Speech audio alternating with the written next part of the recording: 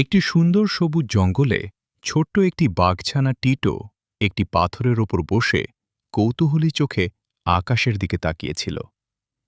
চারপাশে রঙিন ফুল, গাছপালা আর একটি ছোট নদী মিলে এক শান্ত ও জাদুময় পরিবেশ তৈরি করেছিল।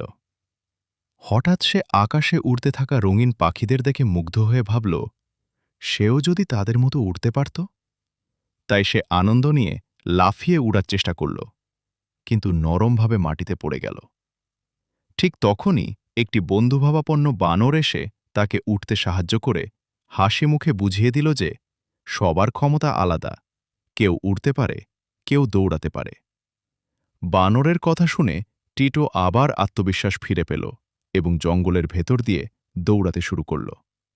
ছোট ছোট পাথর টপকে ফুলের পাশ দিয়ে ছুটে গিয়ে সে নিজের শক্তি আবিষ্কার করল। শেষে সে একটি ছোট পাহাড়ের ওপর দাঁড়িয়ে সূর্যের আলোয় উজ্জ্বল মুখে হাসতে লাগল, কারণ সে বুঝতে পেরেছে নিজের ক্ষমতাকে ভালোবাসাই সবচেয়ে বড় শক্তি।